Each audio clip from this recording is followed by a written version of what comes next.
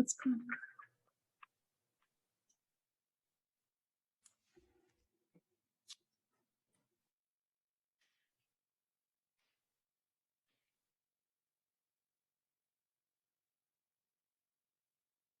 Hey, Jim Lees, can you hear us? Yes. Okay. Just wanted to make sure we can hear you too. Thank you.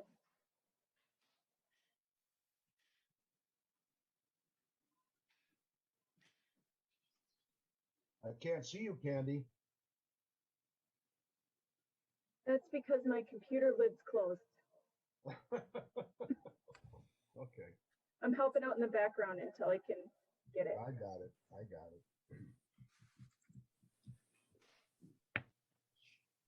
Did Sue give you the message about that food truck? Yes, it is not Okay. Mexican, you said. Right. It is Greek. Quite the difference. Yeah, but they do have hamburgers and all that stuff, so I guess.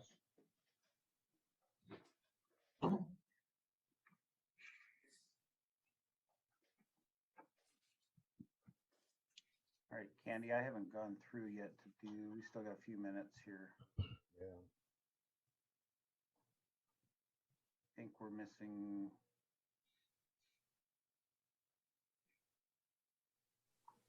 Well, the link I think is given to us on the agenda there, so. You know. Yeah, yeah. It's just usually she sends it out with the invite and Right. everything, so. Just click on it. It's really nice to click on it, right? Yep. Yeah, we get too spoiled. Yes, we do.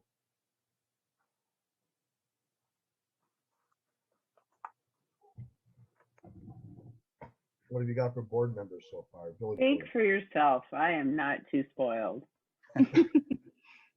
I'll tell you this, having been in a bunch of these across communities, Oregon's is very excruciatingly organized. Really? It's really, really handy. Sending out the link and it's just push the button. Yeah. I've gone to them where you have to go to the community website, look for the plan commission, find the agenda item. Then you have to look at the agenda, write down the passcode, write down the number, log into Zoom because they don't have a link to Zoom even. Boy. So very nice. Yeah, I thought it was seamless. I just clicked on the link and had copied the passcode and, went right in. Mm-hmm. Kudos to whoever organized that. Great job. Elise does that a lot. Okay, we have Ben and Larry Marr on their way in. Yep. Mike Wunsch. So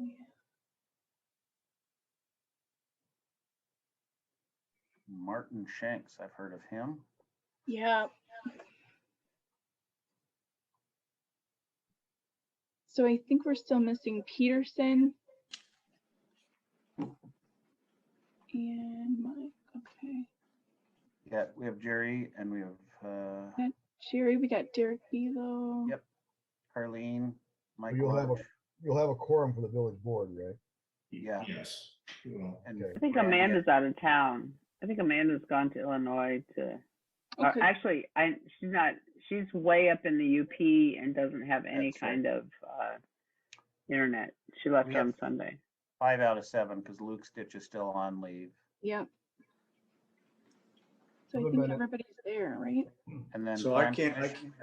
I can't leave then? Oh, can't. Okay. No, Jerry, you can't. Oh, come on. Plan Commission, looks like we've got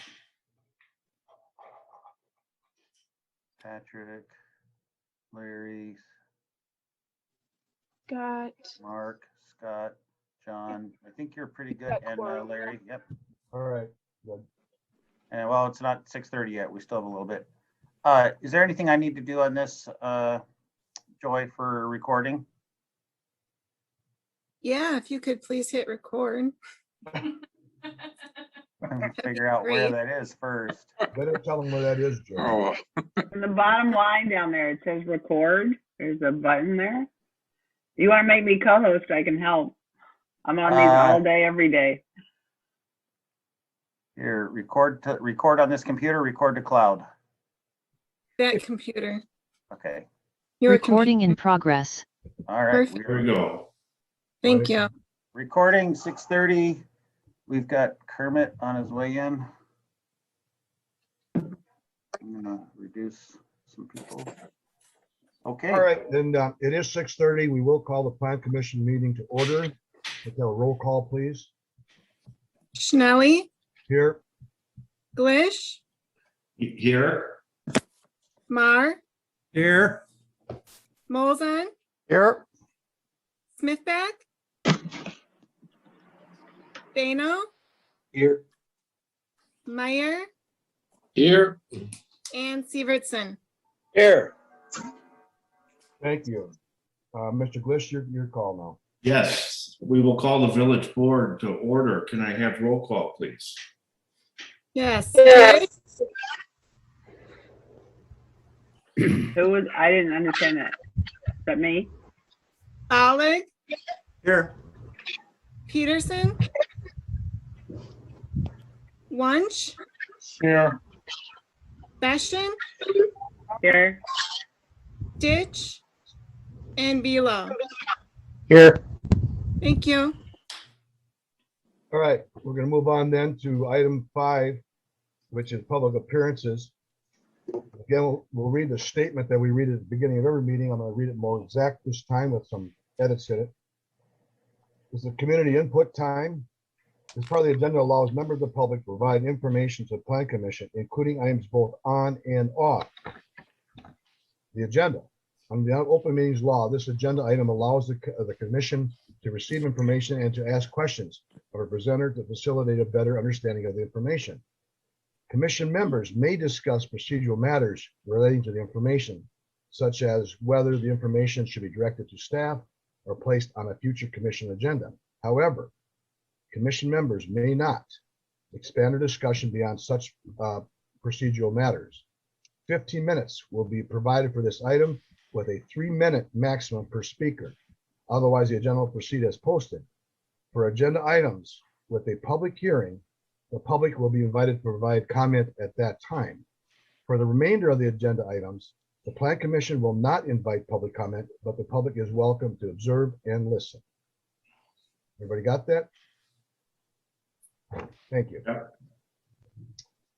Business under 6. Amendments to the Village of Oregon Comprehensive Plan related to 101 and 153 Alpine Parkway, the southeast and southwest corner of Bergamot Boulevard and Jefferson Street, and 605 North Main Street. We have item 6A is verification of proper legal notice for public hearing. We have that, is that correct? Joy? Hey, Greg, can I just interrupt for 1 second? Certainly. On the public input, do you want to ask if there is anybody? I apologize. Let's have Yep. that. I apologize. And Yeah, in let's the chat, Kermit Traska said he'd like to speak. And again, I'm going to remind everybody, we have 3 minutes. And if it's not on the agenda, then we will not talk about it later. Okay? Thank I would you. also like to speak. Who's that? Susan Shedovy. All right. And this is Ray Vogler. I'd like to speak. I put my name into the comments. Okay. Chat. Again, we have 15 minutes for this, so there's 3 individuals. Is that correct? Will I be able to speak when we get to the item about Netherwood and Maine? Do I need to be on notice now, or is that later? No, Jim, you can speak during the public. That's during the public. And there is a public hearing that occurs on 6C. Yes. Okay. I'm sorry, Jim. Yes, you can speak at that time. Not can. That's the time you should bring up your comments. All right. Who wants to be first? I guess I'm first. Susan Shedovy, 1860 County Road MM in Fitchburg. First of all, thank you for, I'm going to thank the village and the Planning Commission for clarifying the public input time and for allowing us to speak at the beginning of the meeting. I wanted to talk about the library lot and say that that's the one last beautiful natural spot in the Village of Oregon. And I hope that very good judgment will be made as far as maintaining the beauty of that lot. I really support the minimum number of parking spaces, and I see no reason why we should have more parking spaces than, for instance, Fort Atkinson. Also, I think we have an advantage in Oregon in that we can have overflow parking in the school lot across Main Street. And if the village were to buy the property from the feed mill, that would allow access to parking on Market Street. I understand that the price of that lot is higher maybe than the village wanted to spend, but I think if the village is really planning far ahead, you should look more seriously at purchasing of that lot. So I really do support maintaining the beauty as much as possible of that lot as the library is being built, and building no more parking spaces than right now we have researched at Fort Atkinson. Thank you. Yep. Next person, please. Ray, go ahead. I'm sorry, who? Okay, yeah, my name is Ray Vogler. I live at 299 North Main Street in Oregon. I live in the neighborhood where the library will be built, and I'm fully in favor of that library. And in fact, I've worked on the capital campaign for the last couple of years to raise funds, thousands of dollars for the library. So I'm very supportive of that effort. In addition, I wanted to thank all of you tonight. I felt it was great to look out at the community input agenda item and see that we could speak on items on the agenda or off the agenda, and it was very clarified. I had been at the last 2 Plan Commission meetings and was not able to speak, so I'm very grateful that I can do that tonight. So what I want to talk about tonight is the ordinance, the various ordinances that will be discussed, I believe, later in the agenda about point 11.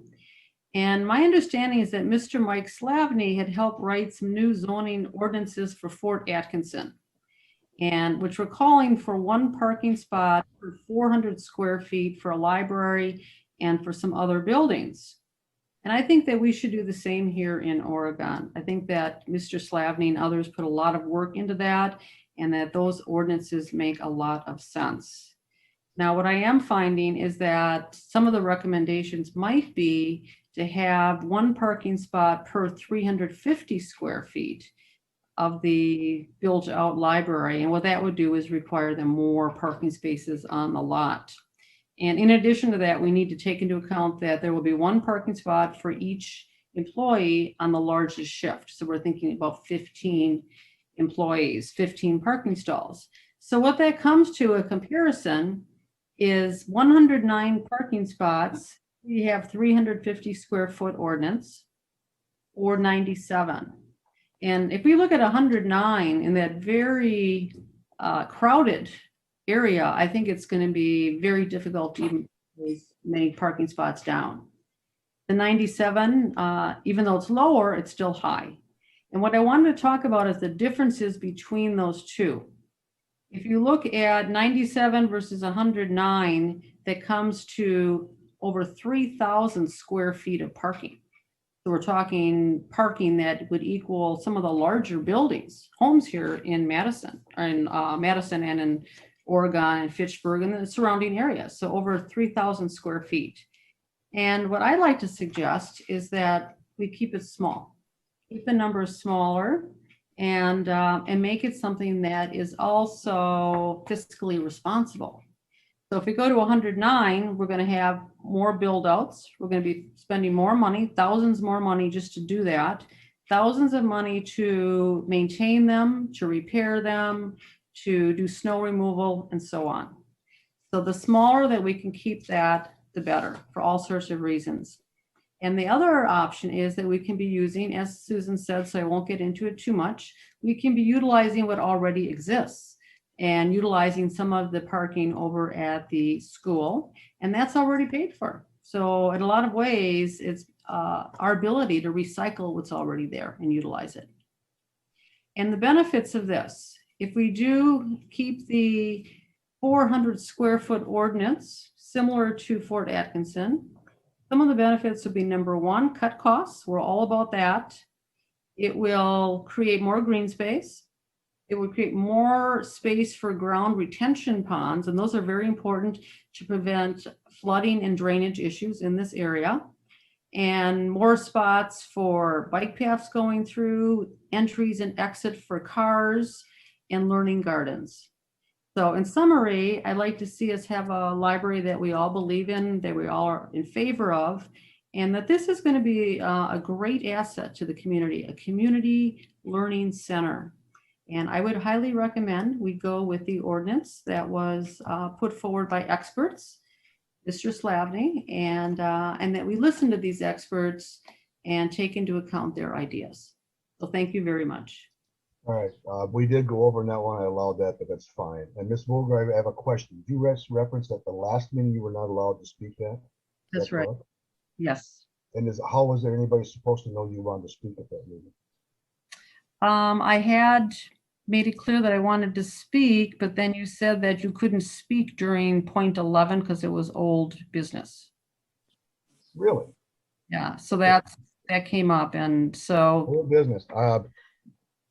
yeah, you said there was no speaking during old business, so people couldn't do that. I will go back and look at those tapes. I don't believe that was stated, but fine. Thank you. What's the next individual, please? Traska. Yes, sir. Kermit Traska, 116 West Lincoln Street in Oregon, and we're just one block north on the other side of the block from the library property. I want to thank you for the opportunity to speak tonight and also indicate that I fully support the library building. I also want to speak in favor of the lesser of the parking spots, leaving more space for plants and flowers and natural beauty of that area. I understand some concern about counting the school parking lot as part of the parking available for that. In my former career working with the Department of Natural Resources, I worked several intergovernmental agreements with the DNR and the local governments. One is the parking lot for the bike trail at Verona. Another is the toilet facilities out at Barneveld. So it's not unusual for government agencies to cooperate with one another. I also want to speak about traffic flow on North Main. I think with the entrance now east of town, the getting onto Highway 14, and also on the east side, then on the north side, many people have found their way either up Market Street or Burr Oak or further out on the other side of the park to Netherwood and bypass the downtown area. And we found, we've lived here for 40 years. Our children went to school at Netherwood and high school, so they crossed Main Street. Of course, we had the crossing guards here. But I think the traffic flow on Main Street, you have some heavy traffic in the early morning rush hour, and then some in the afternoon. Other times, the traffic for children crossing the street would not be a great problem. I understand putting flashing lights there when people want to cross, like they have by Quick Trip. So I think the points are intergovernmental cooperation for more parking spaces. The traffic, children crossing, I don't think will be a problem. And then keeping the fewest number of parking spots that is available. And then as we started talking about it, found out you needed the number of parking spots per square feet. And then you had to add to that the number of the highest number of staff people that may be working at one time. It seems like an overabundance of parking. So I think keep it at the minimum amount of parking spaces that's needed. Thank you. Thank you. Is there anybody else in the public that wants to make a comment? I'm not showing anybody raising their hand or. Thank you. Okay, then move on to what my comment I made before. And again, sorry, I should have opened that up. Again, the new business amendments to the Village of Oregon Comprehensive Plan related to 101, 153, North Alpine Parkway, Alpine Parkway, the southeast, southwest corner of Bergamot Boulevard and Jefferson Street, and 605 North Main Street. At this point, there's a verification of proper legal notice for public hearing. What's that comment about, Joy or Candy or Jeff? Martin? It's just confirmation that it was properly noticed for the public hearing.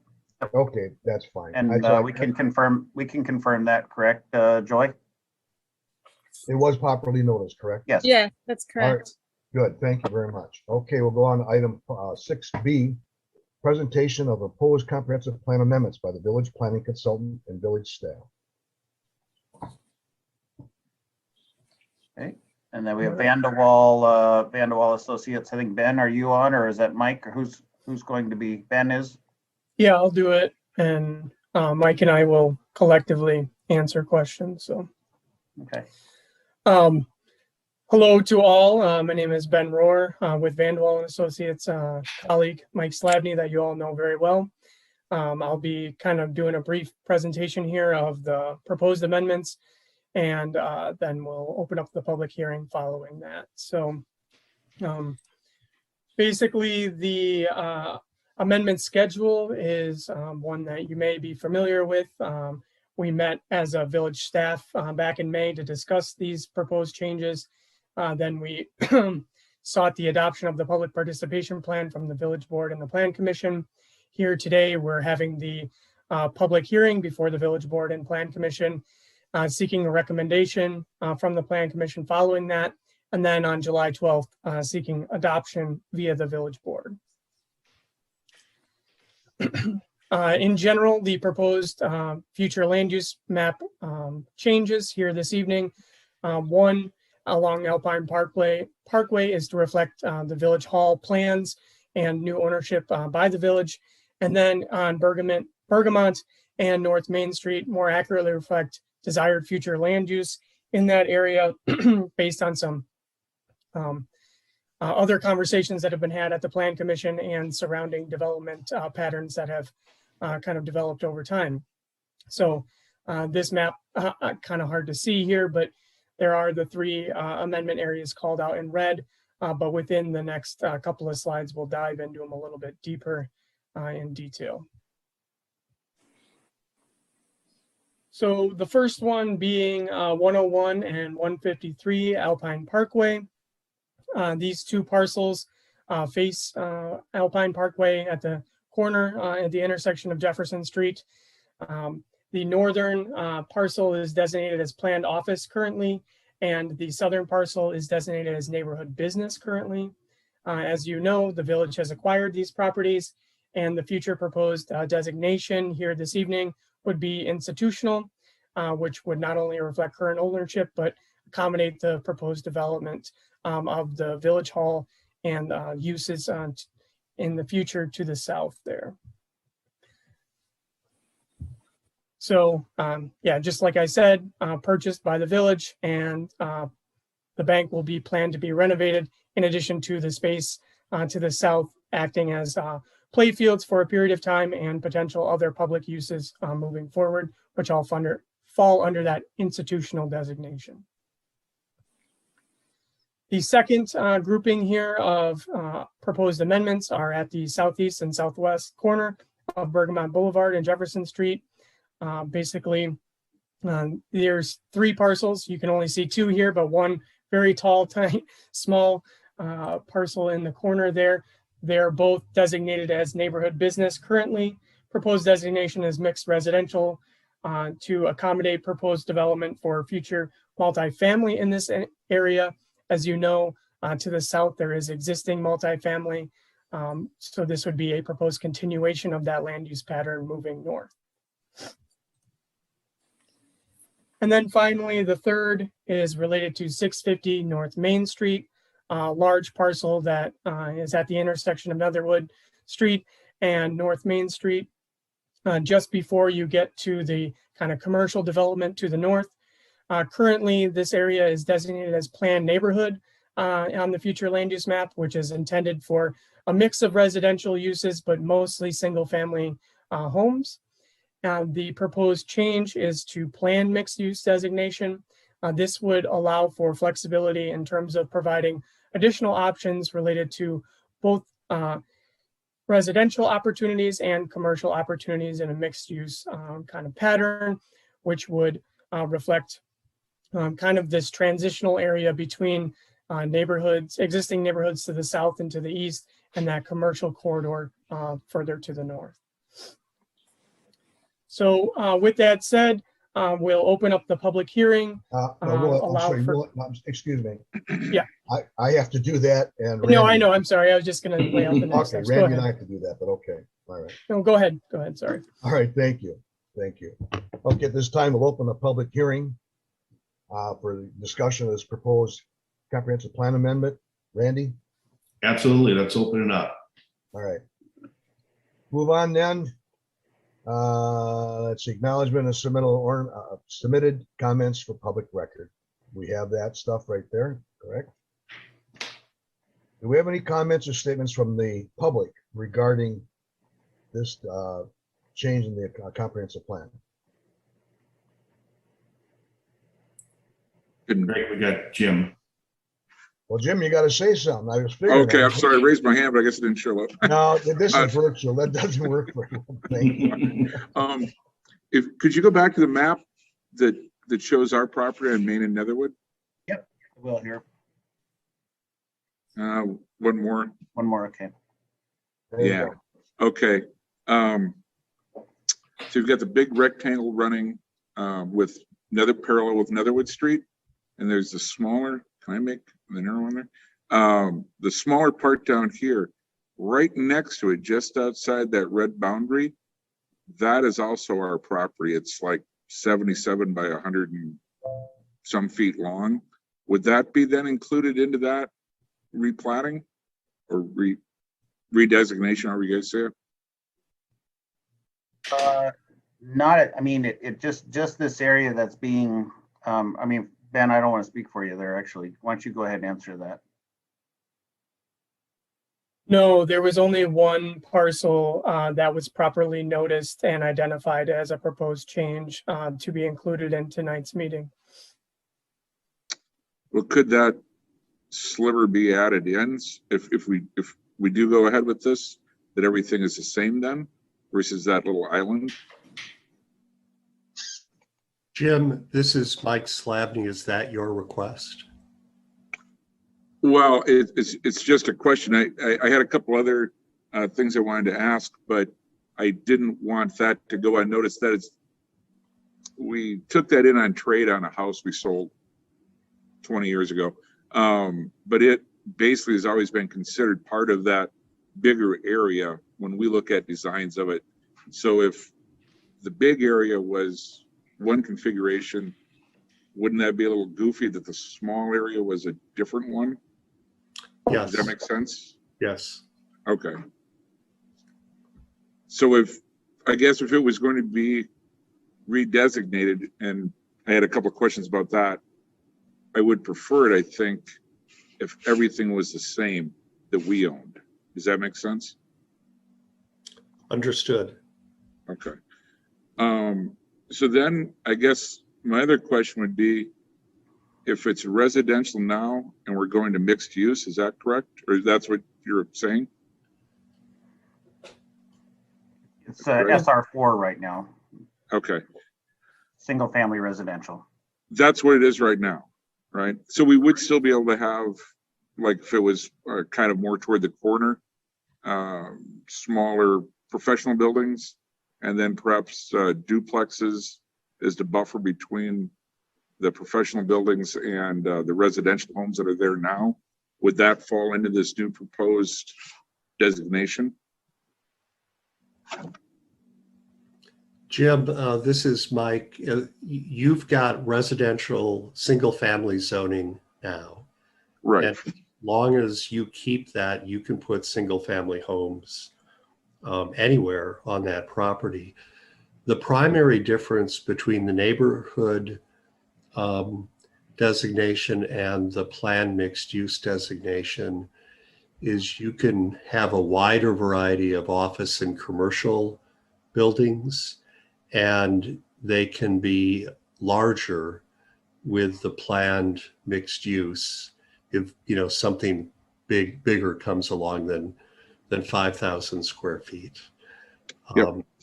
So otherwise, with your single family zoning, you retain the ability to have single family on the property. So with the, oh, okay. Yeah. So this motion going forward doesn't restrict us from what we can do right now. It just gives us more options. It doesn't change the zoning. You can continue the single family zoning on the property, but it gives you wider variety of options if you, in the end, want to do other things in addition or instead of single family. Okay. So it increases the options, not limits them. Yes. Okay.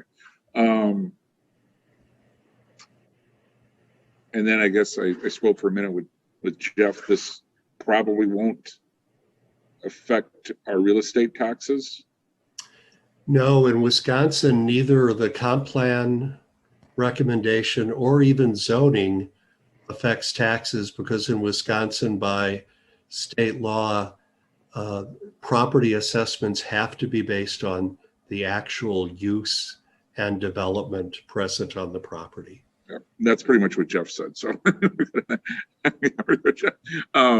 okay. So I guess if it's not limiting what we can do with it, if it's increasing our options, I do like that. And then if that little chunk of land if that red line would be moved out to include that, I think that would just make the concept plans easier, that we're all in the same designation then, correct? Correct. Okay. Mike, are we allowed to amend this at this point, or does it have to be renoticed to include that other parcel? I think that's a good question for the village attorney. I think the plan commission could recommend it, but we should get his opinion before the village board takes a final vote.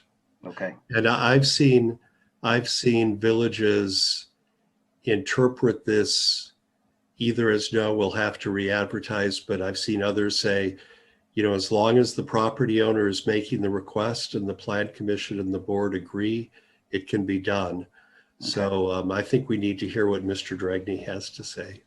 Does what I'm saying make sense to you guys, that it would be a good idea to include all of our property that we recognize as that parcel to be labeled the same?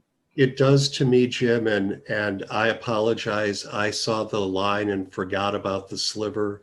It's a goofy little piece of land there. But it does make that kind of a trapezoid area a little bigger and a little more usable. That's why we have it. And it's an island right now. I'm not sure how that was ever allowed in the first place, but wouldn't you agree, Mike? It's if this could be brought in. We were allowed to purchase that because we owned the adjoining land. Right. So it wasn't landlocked. So we just titled to two people. We have a question about whether it would also require the need for an easement, but the way to clean all of this up, Jim, would be to just do a certified survey map and combine the sliver with the big parcel. Nope, I follow you on that. Yeah. If we get closer to the concept plans, then that would be the way to go. I would assume to just lump all that together then. Otherwise, that sliver creates setback requirements, and we want this parcel to be fully utilized and not have a setback that's 30 feet short of what it ought to be. Mm-hmm.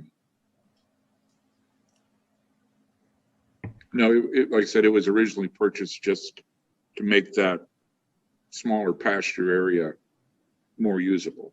Yeah. Okay. You all clear on that then, Jim? Any more questions? No, I don't think so. I mean, as long as this isn't, if this is increasing our options versus decreasing them, I think that's a good deal, and apparently doesn't make any difference to the real estate tax bill. That's always nice. So. All right. Are there any other comments from the public? Move on to Plan Commission and Village Board members. Anybody have any comments or questions? Will I need to stay for the board meeting Absolutely, then after yeah, this? absolutely. We're not kicking you out. No. You can stay. For a little bit, Jim. What was that? I'd stay for a little bit, at least till you're past your item here. Right, in I case would- there's any Oh, yeah, questions. okay. Sorry. I have a clarifying question. I just want to make sure I understand. This is my first plan commission meeting. So mixed use would be commercial and residential. I'm looking at the zoning code, and I would assume that to be something that had like lower level commercial properties or commercial businesses, and then upper level apartments or condos or that kind of thing. Am I correct in that? That is correct, but the neighborhood plan neighborhood designation also allows small scale commercial buildings. The difference is in the neighborhood designation, commercial buildings would need to look like houses and be the size of houses, whereas in the plan mixed use, under that designation, you could use zoning districts that would allow buildings that, looked like an office or looked like a commercial building, and they could be bigger. They wouldn't be subject to the 5,000 square foot footprint limit.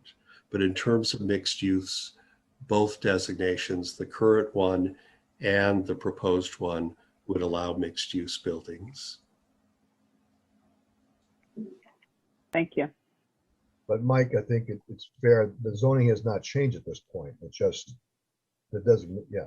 Yeah, that's a great question, Greg, and it's important to give an answer that everybody can hear. Right. So the importance of amending the future land use map is it is a map that shows potential zoning. Remember that under Wisconsin law, zoning map amendments have to be consistent with the comprehensive plan. So the way that I look at that future land use map is it's a preview of what the village would eventually like to see the zoning map resemble. And of course,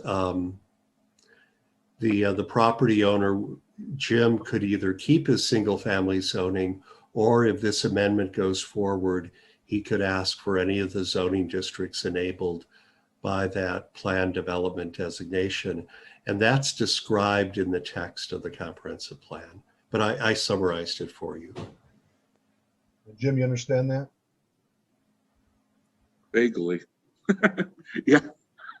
Well, what's happened tonight, we're having this amendment to the comprehensive plan, but we are not rezoning anything. Right. So if you came in with a commercial building, you would need to apply for a rezoning permit then or something?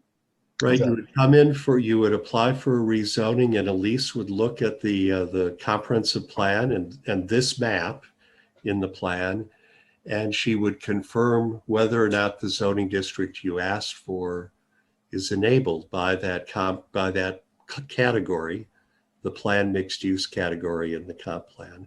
And the plan. So this would kind of give us the right to ask for different things then. Exactly, that's exactly what it does. Okay. Well, no, that sounds fine. And just so we're clear, I'm not the sole landowner of this property and stuff. I'm just part of it. So. Well, as soon as you all agree to something, then you could come in and ask for it. Yeah, no, that's fine. That's fine. I just don't want anybody under any misimpressions. Yep. Okay. No, we understand. Anybody else from Plan Commission or Village Board? Yeah, Greg. It's Mike Wunsch.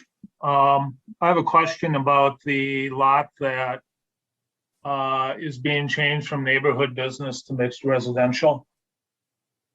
That one, yes. What's the history of those parcels? Have they had, I believe they've had difficulty finding some sort of businesses to fit in there? Because if we change these, there's not really a lot of walkable businesses or anything in the Bergamot and the new Islands of Netherwood area. We're kind of changing it all to residential. I think I'm in the best position to answer that, Greg. So,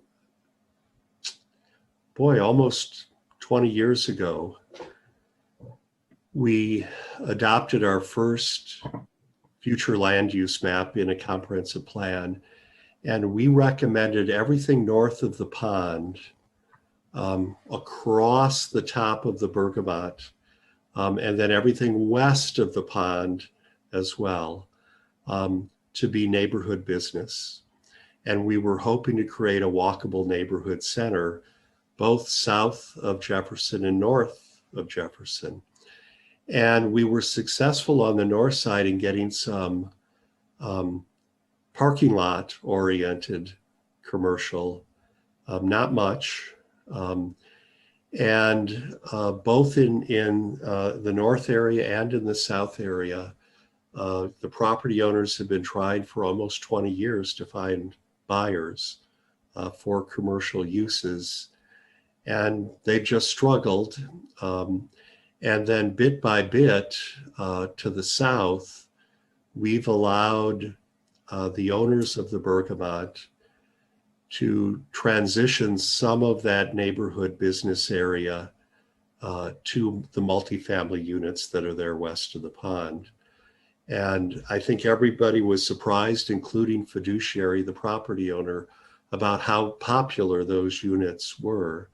And so they've been asking for a while to have this area on the south side of Jefferson also designated so they could expand their apartment project.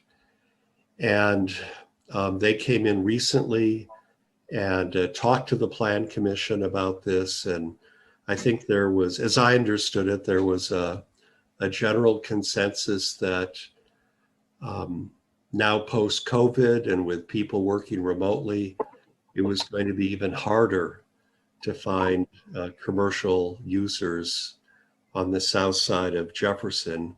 And reluctantly, I agreed. I was the one who was pushing for the neighborhood center. And I think I was, 50 years ahead of my time rather than, it was perfect timing.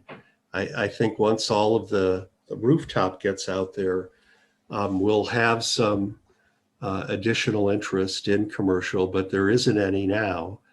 And I believe that the consensus was that Fiduciary had waited long enough and they should apply for this change, which would enable multifamily zoning, which would enable continuation of their project. And they showed us a concept. John, I got phones on again. Got it back. I'm sorry. I keep on getting phones in and out. I'm sorry. Keep going. That's okay. Just to wrap up, they showed us a concept plan that showed a couple of additional buildings on the west side and 3 additional buildings on the east side that, hooked up with the existing traffic circulation drives and parking areas and just continued the project with the same kind of buildings. So Mike, if this becomes mixed residential and the demand for commercial property grows into the future, then what's the option in that area? Is that annexation of the land of the west for a neighborhood center? Well, that would be one option if the property owner to the west, agrees to annex. But Jeff, if we could back up, I think you're driving here. If we could back up to this map, you can see to the east, there's the pink square that remains neighborhood commercial.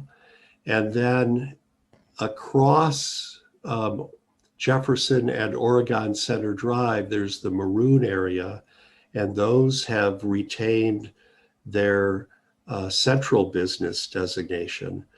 So we still have some parcels that have commercial development potential without annexation.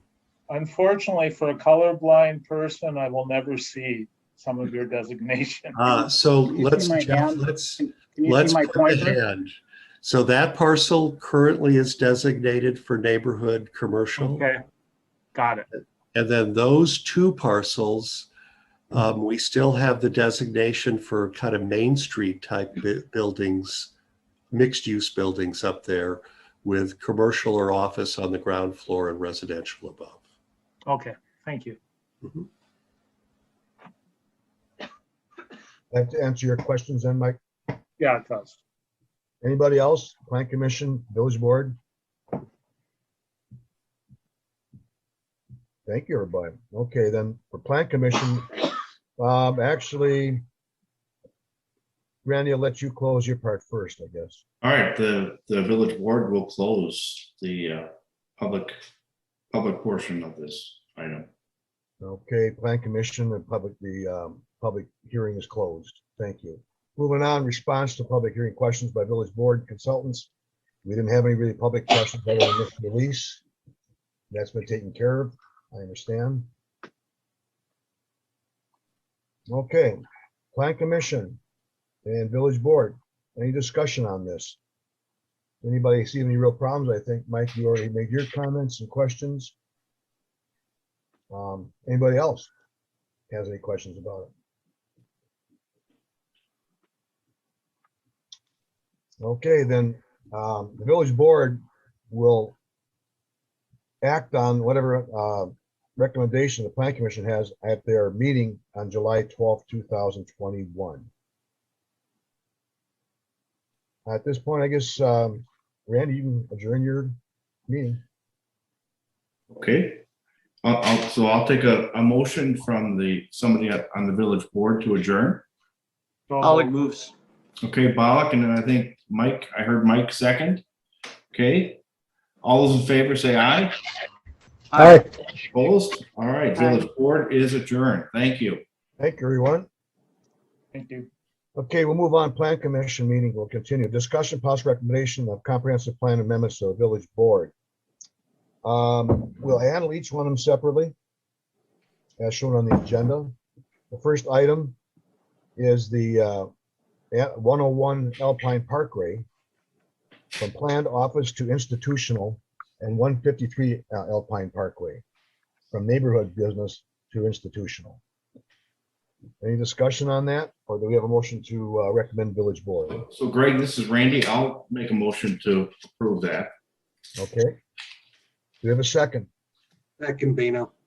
We have a second. Is there any discussion? All in favor, say aye. Aye. Aye. Aye. Opposed? Motion carries. Thank you. Next item, item B, discussion possible recommendation to the village board. Amendment number 2. 3 parcels near the intersection of North Bergamot Boulevard and Jefferson Street. Parcel numbers you can see in the agenda, from neighborhood business to mixed residential. Do we have a motion to recommend the village board? So moved, Glish. Second by? Bino. Bino, second. Thank you. Is there any discussion? All in favor, say aye. Aye. Aye. Opposed?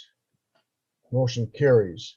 The next item, item C, 8C, discussion and possible recommendation to the village board, amendment number 3, 605 North Main Street, the parcel, again, as noted, from planned neighborhood to planned mixed use. On this one, per the request of the owner, they'd like to have that small parcel of property added into that new designation. And we'll need a motion recommend to that based upon review by village staff and the village attorney. So somehow we got to put that into a motion. I'd make that motion, Mar. Okay, Larry. Joy, do you have an idea what that motion is? I think the motion. Yeah. I'm sorry, go ahead, Joy. Yeah, Greg, I got that. You got it. Okay. We all understand what's going on there, and then hopefully we have to be prior to the village board meeting on the 12th. We'll have to have an opinion back from Mr. Dregney. All right, so we have a motion. Was there a second? And then- I'll second that, Molzon. Okay, that's what I was going for. We have a second. So a motion, now we have a second. Is there any discussion? All in favor, say aye. Aye. Opposed? Motion carries.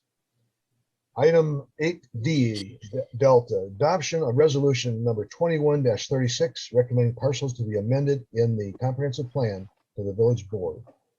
We need a motion to approve that. I make the motion, Bano. Dino makes a motion. Do we have a second? Glish, second. Glish, second. Any discussion? All in favor, say aye. Aye. Opposed? That motion carries. Thank you. Move on. Number 9, we have approval of minutes of the June 3rd, 2021 Plan Commission meeting. Hey, Greg. Yes. I was just looking at the resolution that we just passed, and it indicates on there 6 parcels.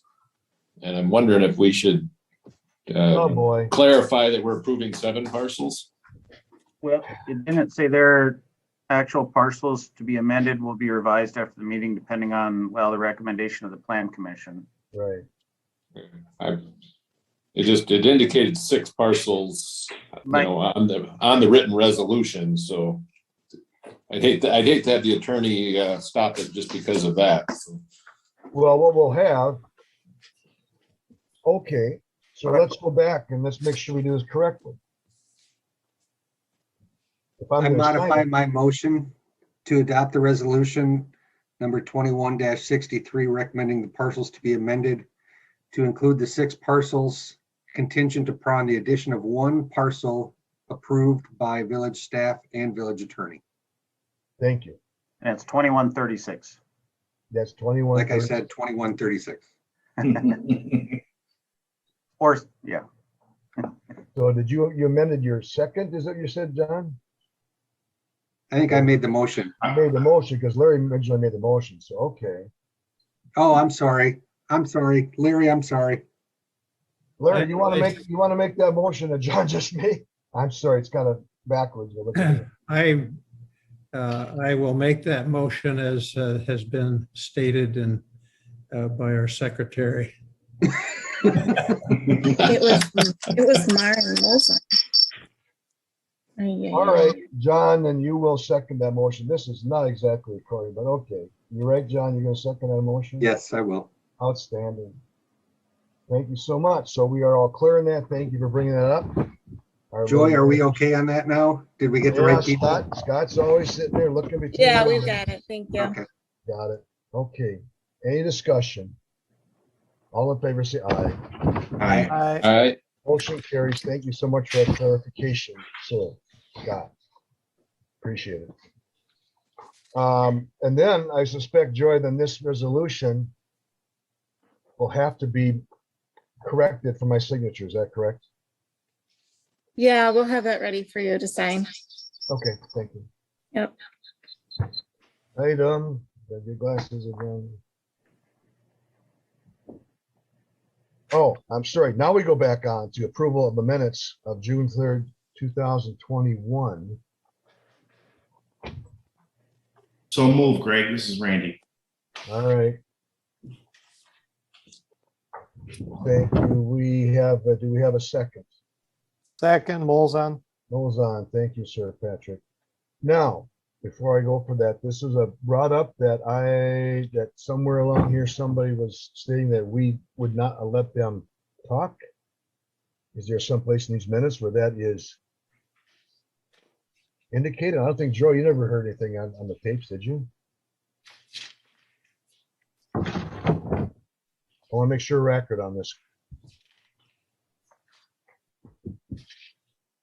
Here it says here there's no community input, so I'm not sure. Yes, that was my point. I don't recall anybody being not allowed to speak, so I think that statement was probably incorrect. All right, so we have a motion. We have a second. Any other discussion? All in favor, say aye. Aye. Opposed? Thank you very much. Joy, I'd like to abstain since I wasn't at that meeting. Is that Scott Meyer? Yes. Okay, got it. Mr. Pickney. All right, that's good. That's good.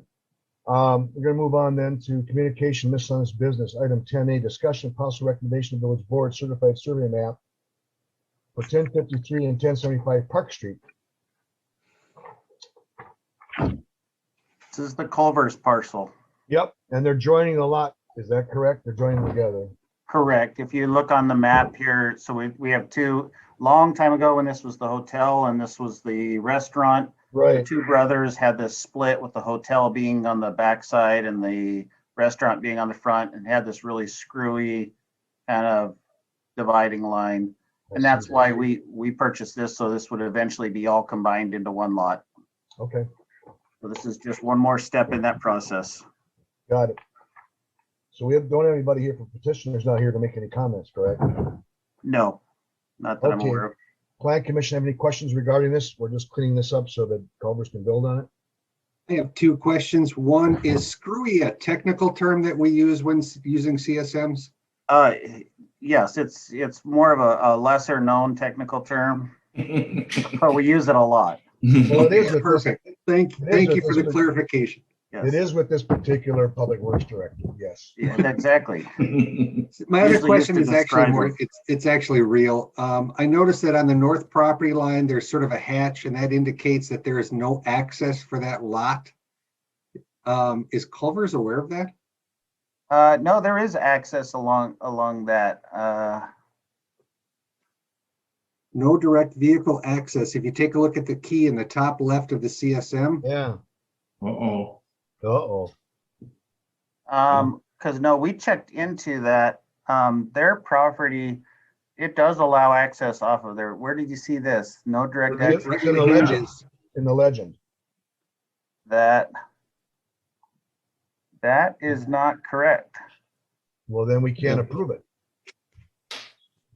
And their concept plan showed a kind of a right turn out there at that Right. location, I think, or.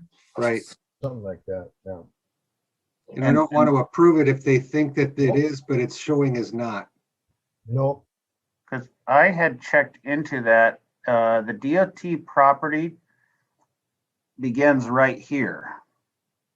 And the village boundary is right here. So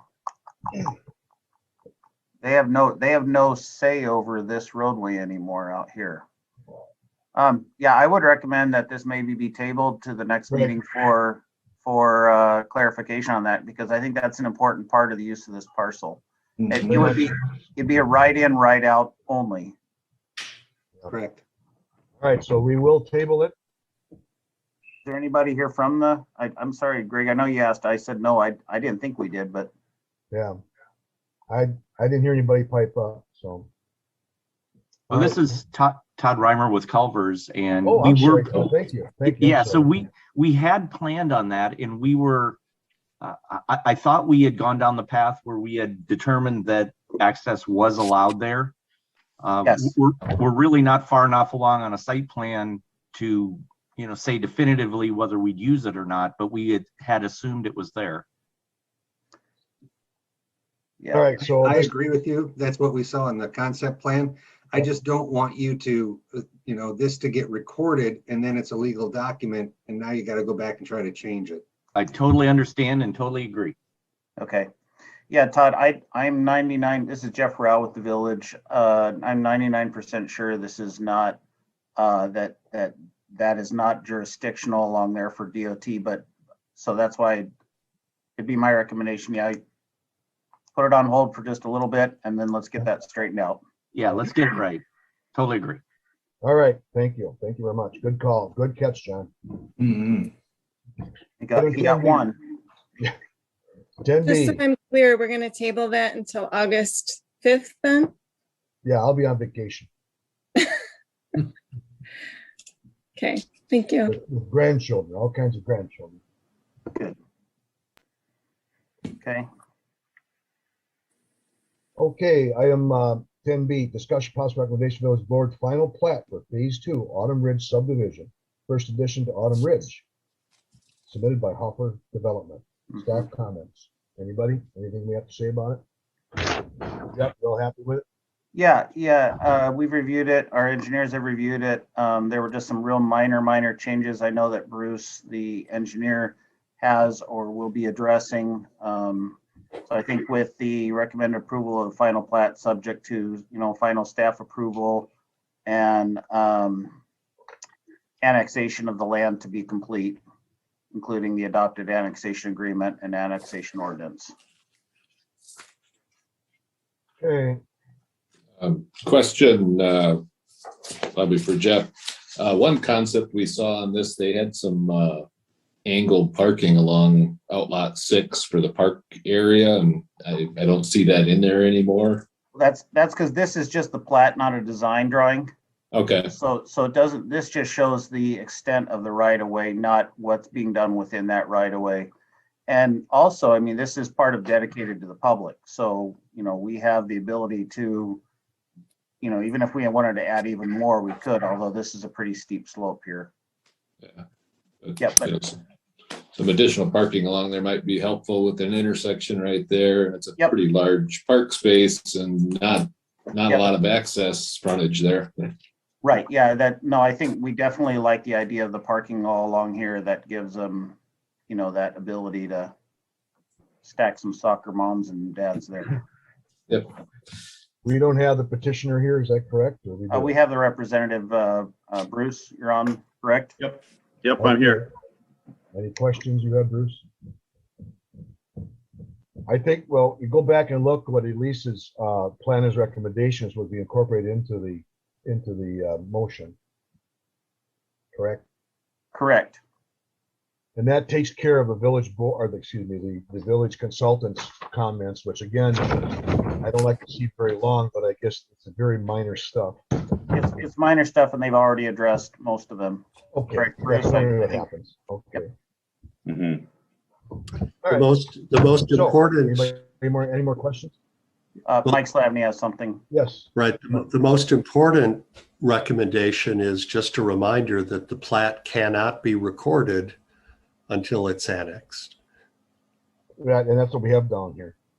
Yeah. Item number 2, annexation of phase 2 lands parcel to be complete, including an adopted annexation agreement and annexation ordinance by the village board. Okay. Yep. I hope that's right, what I meant. That's right, Mike?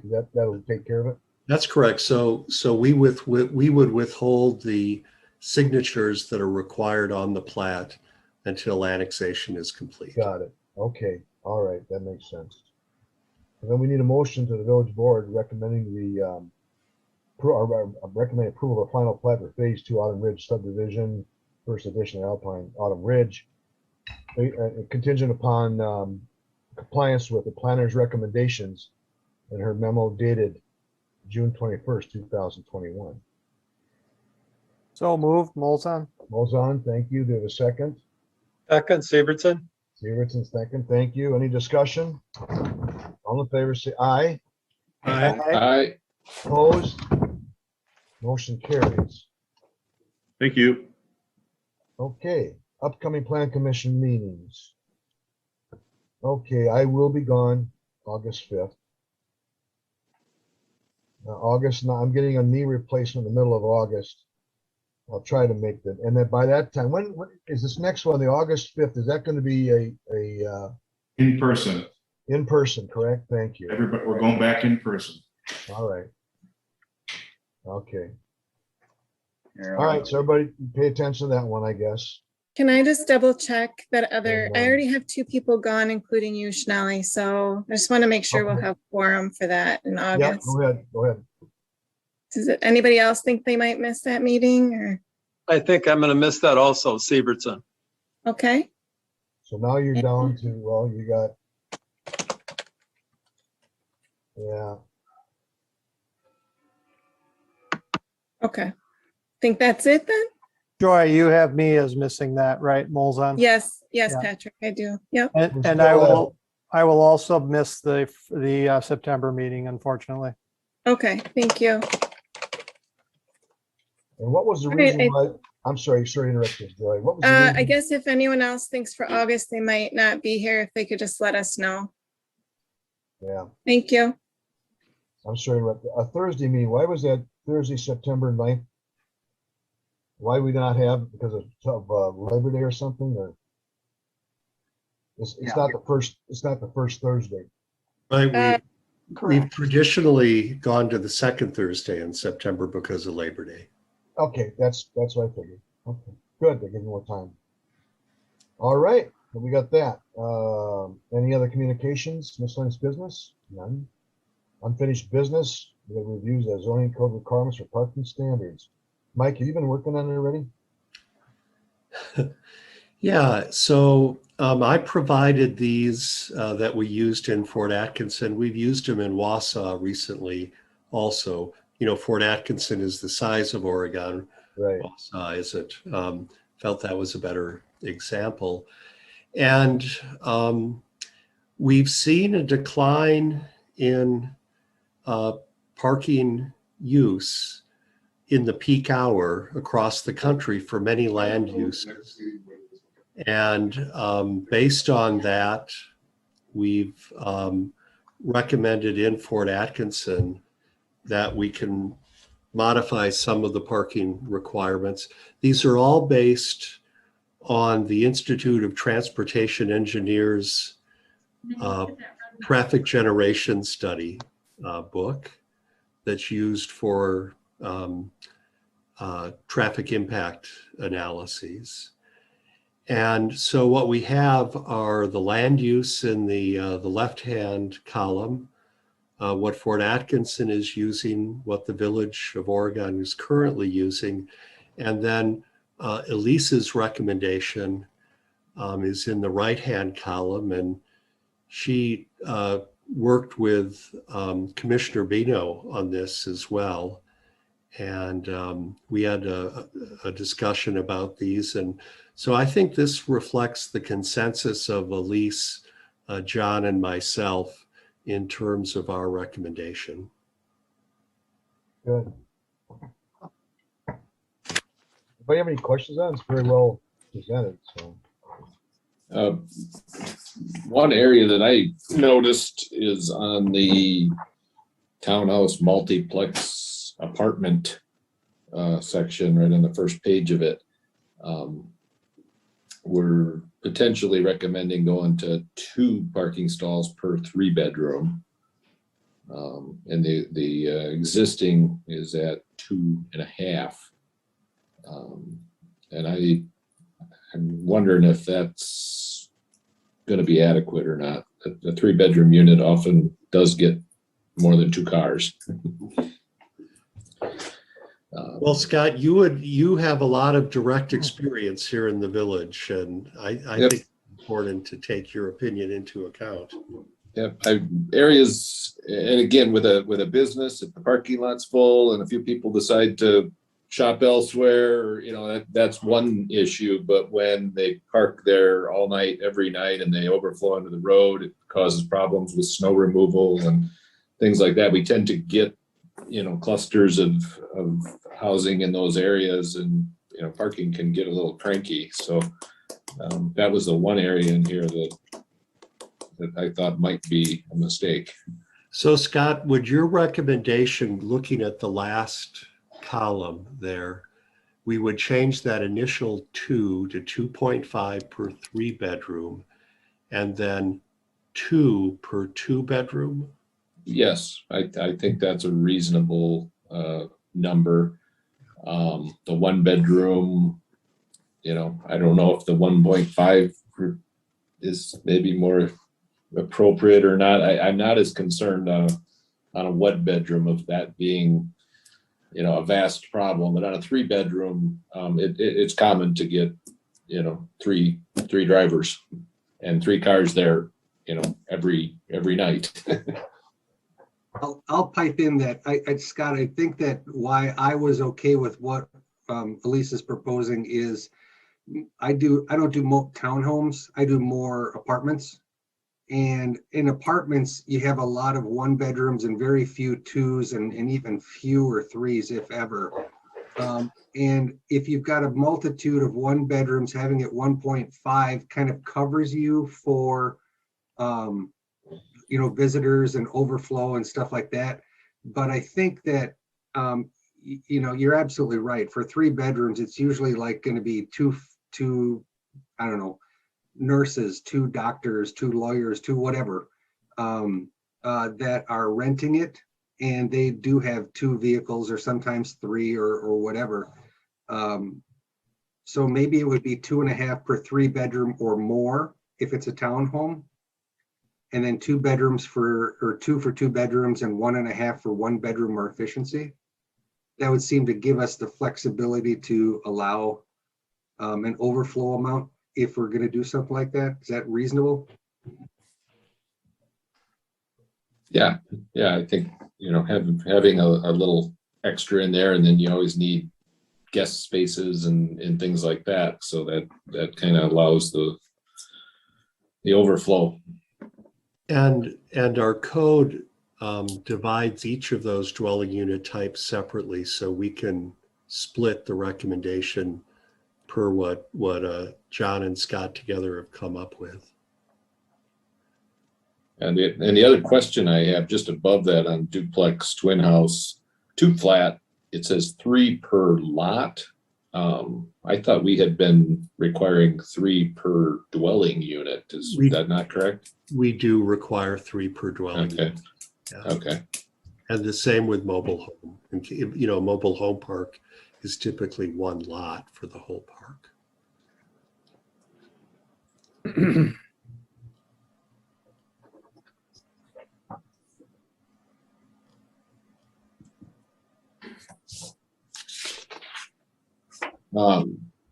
Question for Mike, maybe.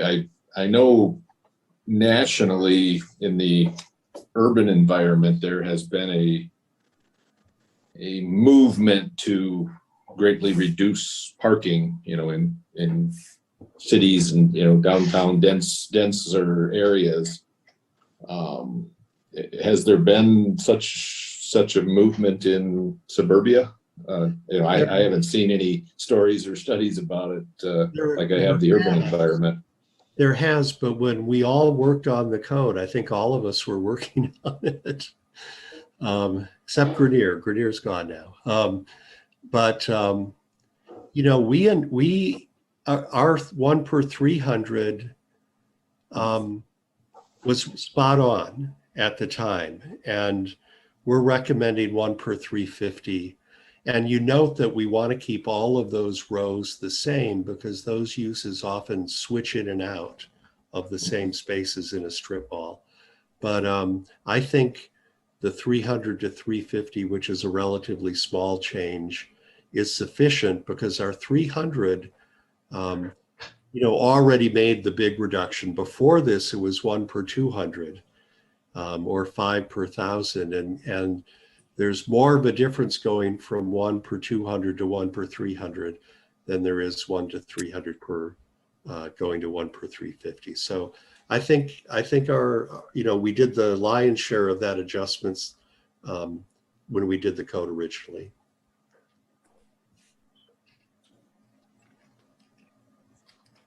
And my one other question, you know, the library conversation sparked this.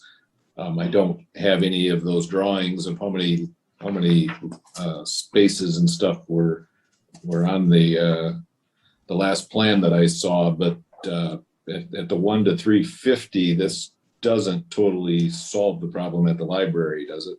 It does not, and we'll still have to grapple with that. We think the 1 per 350, though, is the right number. We didn't undertake this effort to make a parking issue with the proposed library go away. We wanted to take a holistic look at actual trends, and there will still be challenges. You know,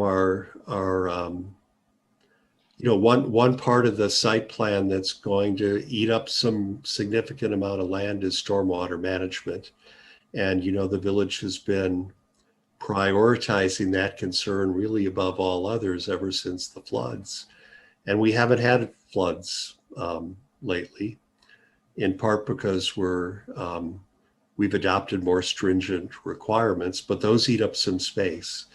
So I think that in a nutshell, every foot we gain by reducing the parking requirement is going to go into the stormwater ponds, not into natural area or some other kind of open space on the site. And we're still going to, in all likelihood, be unable to provide all required parking on what the village now owns at the library site. So the village could consider, a reduction through a planned development, but I think that, we're not there yet. The village is still looking for other potential solutions, and we wanted to provide a good recommendation for the library that reflects the actual need, not a number that reflects the number it needs to be, so we don't need any more parking spaces. We in a position where we can make a recommendation to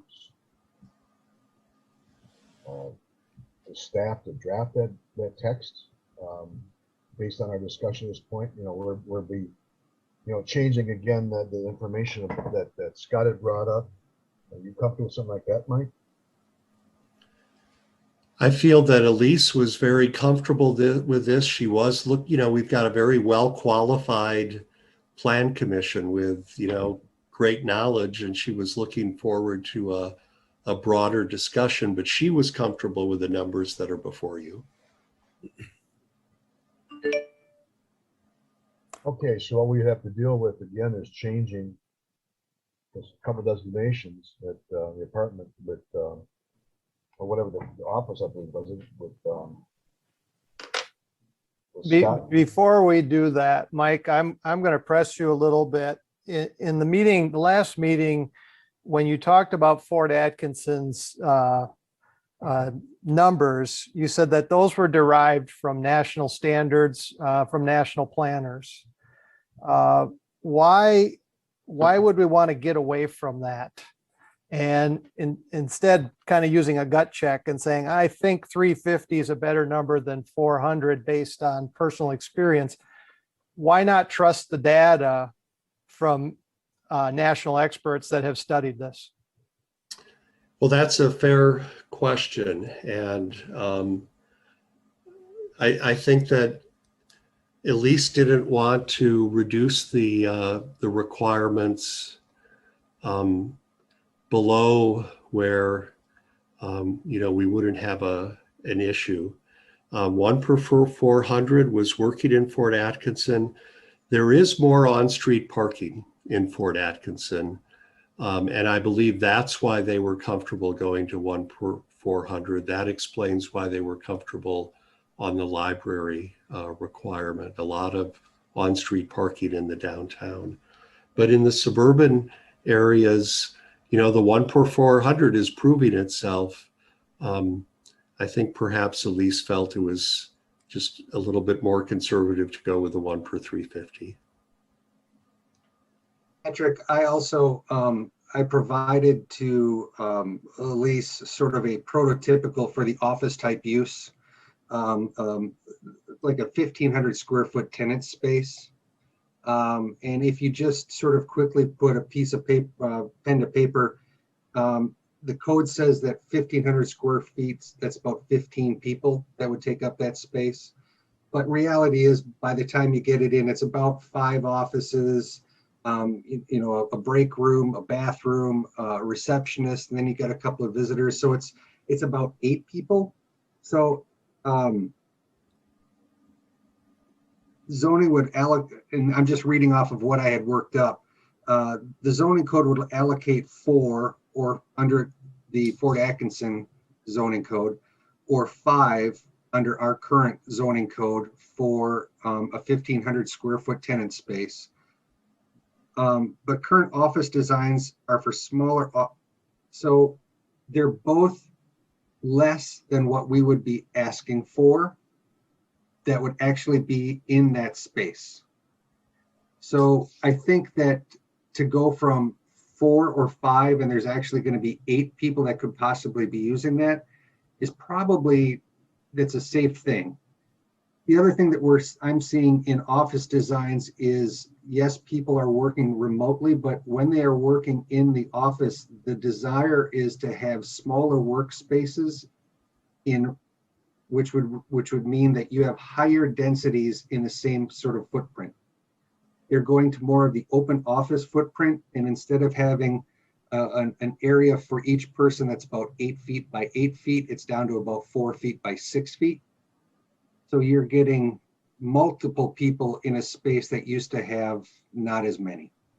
So I think that while the 1 per 400 square feet is desirable, if you have the availability for on-street parking, in our area, without that luxury of on-street parking, with a sort of typical office build-out space or with more open office, you don't have enough parking. So the 1 per 400 seemed really light to me. It's half as many parking stalls as would be using a space.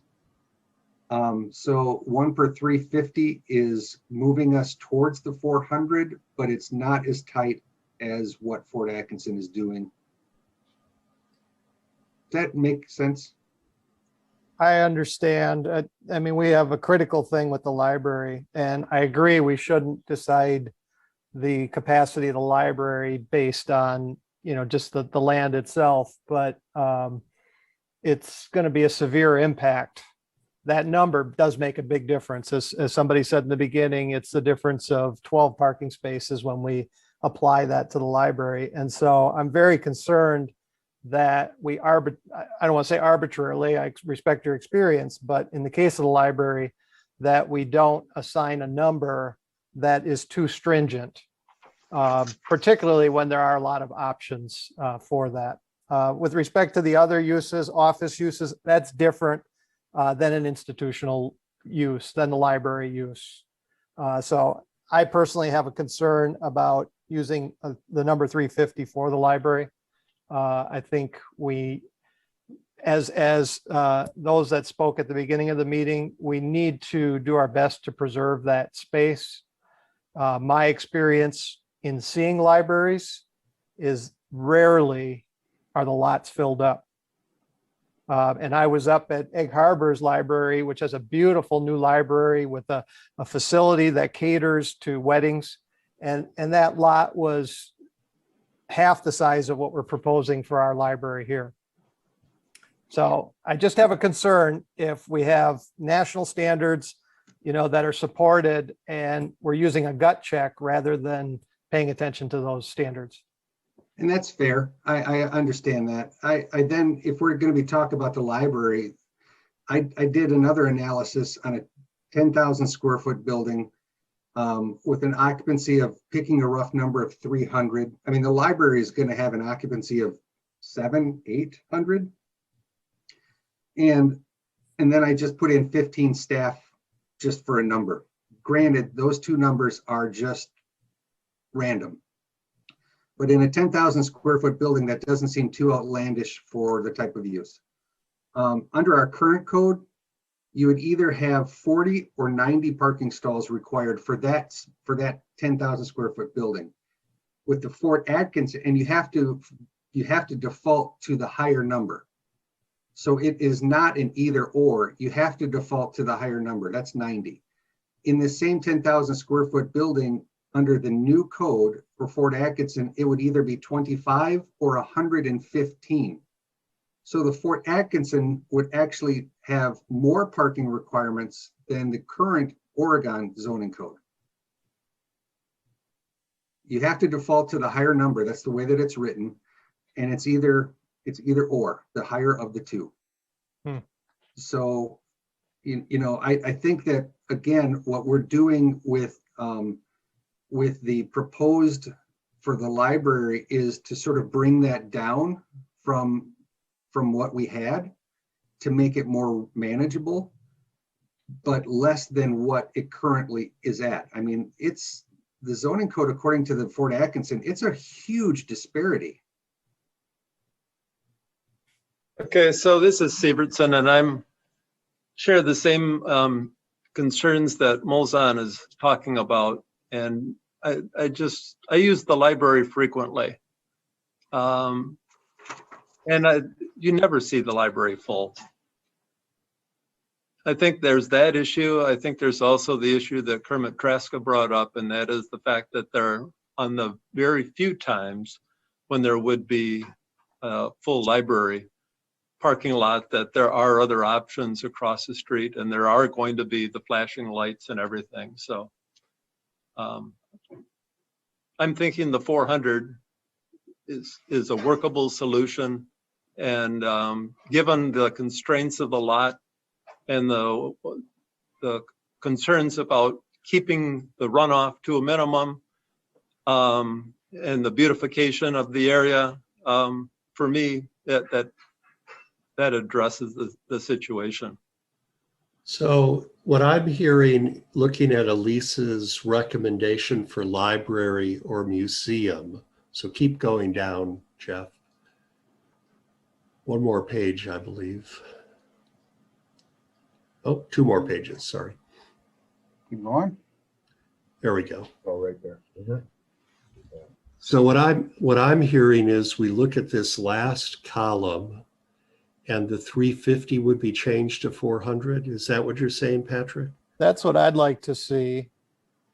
Yeah, that's what I would like to see as well.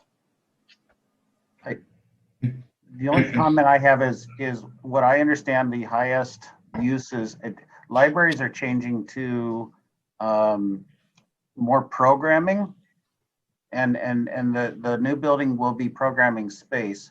So I think it's going to be a little different use of the library that we see over time, with a lot more use of central areas and community areas. And Jennifer, I think Jennifer Way's on the call. Are you still on, Jennifer? She's either reaching for a mute or unmute. But anyhow, I mean, I've talked with her about that before, but I think the use, when we see events like Paw Patrol or something like that happen, they draw a huge crowd. And I think that's the thing that, we have to keep in mind. And So Jeff, I can understand that and I appreciate that. When do they draw that crowd? For the most part, they're going to draw that crowd in the evening or on the weekend. And that is when the school lot is going to be available. Most likely, there might be a conflict a half a dozen times a year. Right. The difficulty is not necessarily the school lot and those open spaces. It's the agreements that have to go along with it.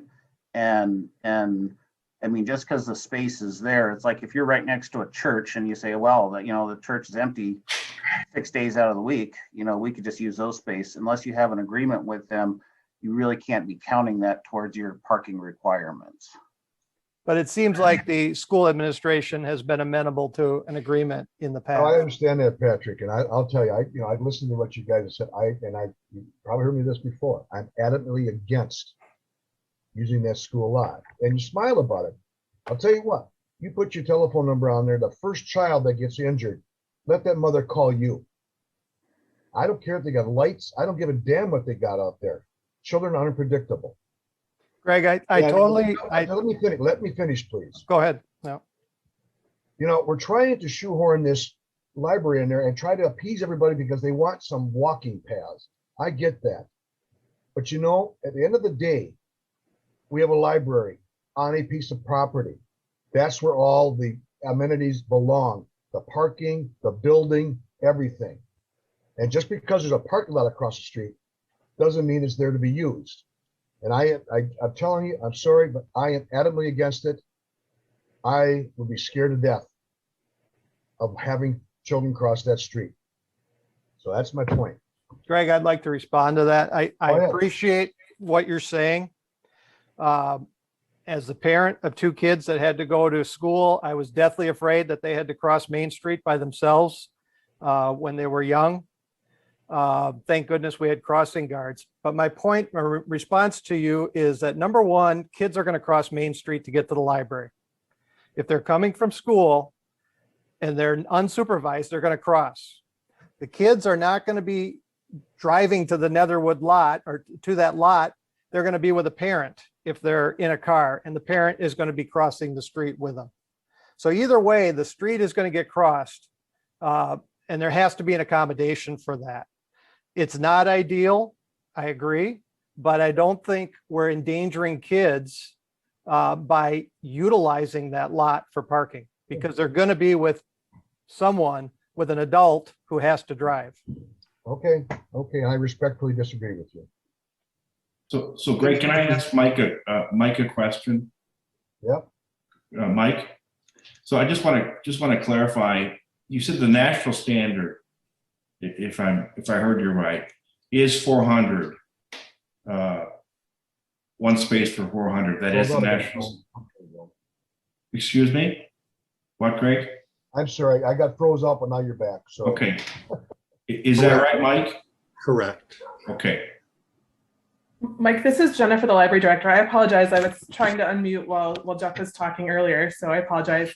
Can you clarify, does the national standard include that portion John was talking about with the whichever is higher, the capacity number or the 1 per 400, or is it just the 1 per 400? Right. So I would describe these as the current national practice. There is no actual national standard. But what Fort Atkinson adopted was what we've been seeing lately. And it included the 3 persons, equal 1 parking space, as well as the 400 square feet.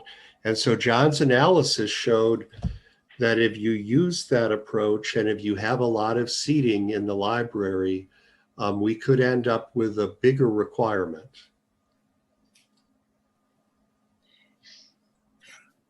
And then I just want to clarify, we were talking kind of about uses, and like Jeff had said, we do plan to have more spaces. Right now, our current library has very little space for people to be. So, there might be a case where we have story times that's frequently between 20 and 50 people at those pre-pandemic anyway. And so, that could be 15 cars easily. And then we might have, a use in our meeting room or our boardroom. So we're hoping to have lots of space for community members to be there. So it's going to be a lot different than it has been historically. You guys are the experts on parking, so I'll let you guys figure that piece out. But we do anticipate having a lot more uses, not just at night and weekends, though, those are the times for some of those big peak events, like I think Patrick said. But we do anticipate, significantly increased use during the daytime as well for having those spaces available for businesses and organizations as well. So I just want to mention that. Thank you. Jennifer, I've heard you say that a number of times now, and I appreciate that perspective. And here's my question. In the current library with its limited space, and we anticipate in the new library, you'll have the ability to do more programming because you have more space. Do you think that each space in the new library will be used as intensively as each space in the current library? What I mean is, are you expecting so much more programming that, 3 times the amount of programming going from a 10,000 square foot library to a 30,000 square foot library? Or are you anticipating more like a 2.5 times more the amount of programming? It's hard to intensively use a much bigger space intensively all the time. Right. Mike, when you're talking about programming, I think we probably usually, run one, like our story time, and then maybe a different program. We might have 2 programs at once. Most commonly, we'd have 1 program at a time. But I think the difference would be that there'd be, small study rooms and that boardroom and community room that would be available to community members. And that use and demand really depends on the needs of the community. So, that use is really contingent upon when they, community members want to use the space, which is a little hard to predict. In addition, right now, a lot of our programming that we do for groups or regularly is being done off-site. We do a lot of partnerships at the school, a lot of things in the parks or the youth center, and a lot of those spaces are getting harder and harder for us to use. And so those would be ideal for us to have in the library moving forward. So those are some of the key changes that you could expect to see in the new space. Well, just to wrap up my comments, I think that Elise was taking these things into account when she made her recommendation. I think she wanted a simpler formula that where we didn't have to count chairs, because that's going to be changing a lot, and rather use the gross floor area and then the employee number.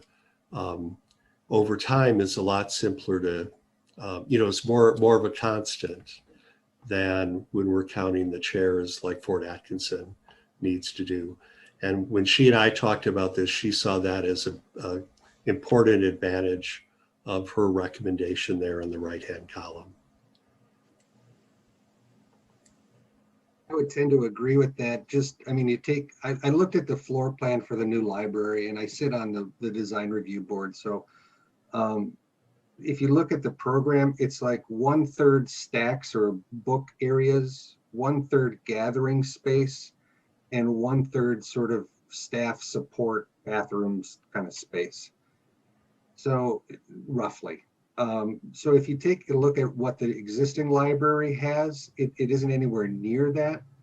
So if you've got about 10,000 square foot of gathering spaces and then 10,000 square feet of library, what we traditionally call a library space, those are some intensive uses. And I tend to agree with what Elise has put down here based on what the program is for this community library. It's not the neighborhood library, it's for the entire community. And most people here drive, whether it be to the grocery store, downtown to eat, whatever it is. This is going to be the hub for our community, and most people will drive, especially for the 9 months where we don't have really decent weather.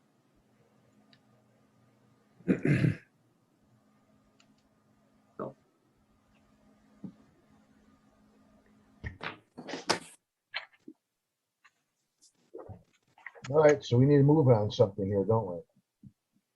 Sounds like we have a disagreement. Scott, what do you think? I see you're peering there and you've got your thought. I'm soaking it all in. I was doing a little math.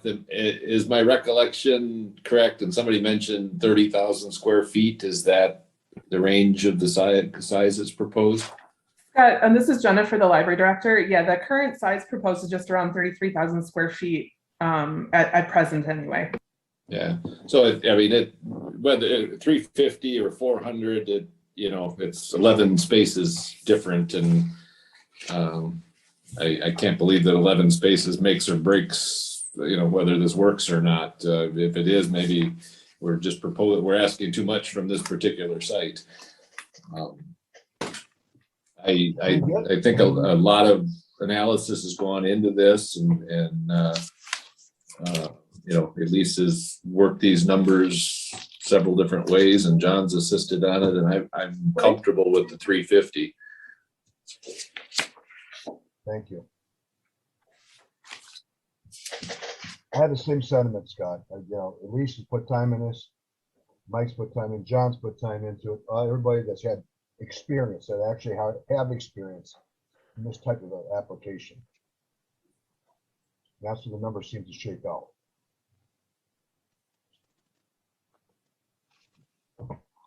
Are we in a spot where we can make a recommendation? So do we need to make a recommendation to the village board to move ahead with this process? Because I'm assuming it's going to need a public hearing and everything, correct? This goes to staff. This is a staff to, what it is, Oregon, a possible recommendation to staff to draft a zoning text amendment. Which would then have to come back through the process for approval. Correct, Mike Slavny? Yeah, everybody will get another vote on this after tonight.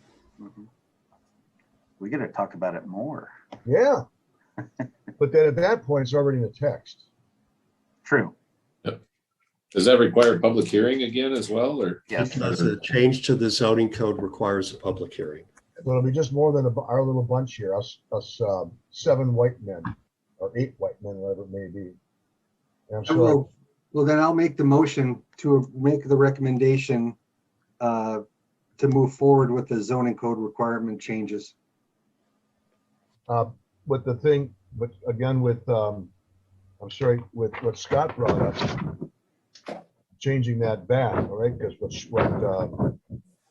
wasn't that area, that was for townhouse multiplex apartment, Scott? Correct.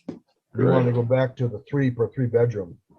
If I'm in favor with that, but I think John was making a motion, or?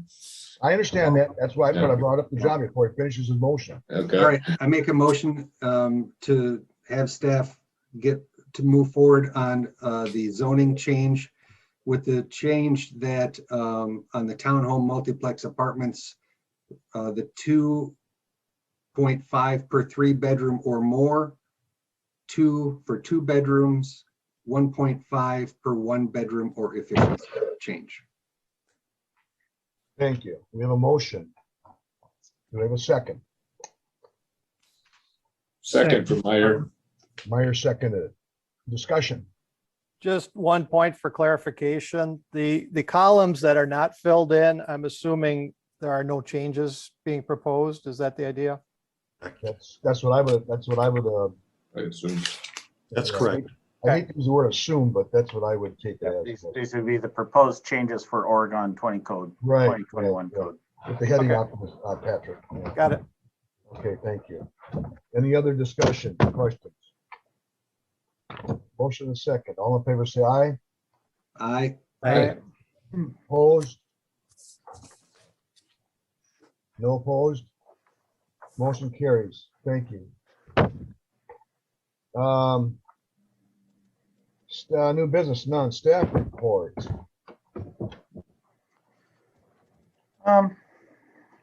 Well, I think it's good to note that our staff planner is out on maternity leave, and that will leave the some of the zoning matters up to myself, and Martin will be handling kind of the planning of the plan commission meetings and that type of thing. We're kind of going to be tag teaming as much as we can.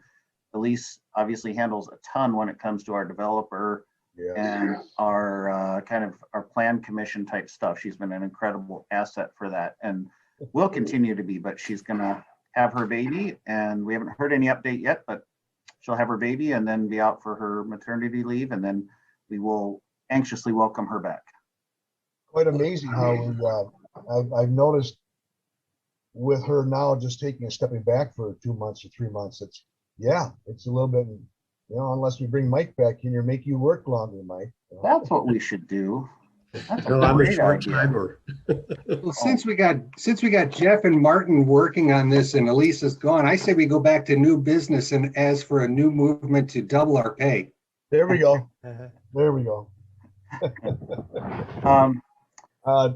Everything all else. Right, so we understand. So what you're asking us, Jeff, is to be more tolerant. Is that what you're asking? Be patient with us. Yes, No. we are. No. And I mean, we did it before Elise was here, but we did. Obvious question. Everybody asked me, and we may, we're not as efficient as she is when we're doing our jobs as well. So, anyhow, but. Yep. I have the unique challenge of also being relatively new to my position too. So it's a unique time. Triple our pay. He keeps throwing that out. I'm new here. I'll use that for now.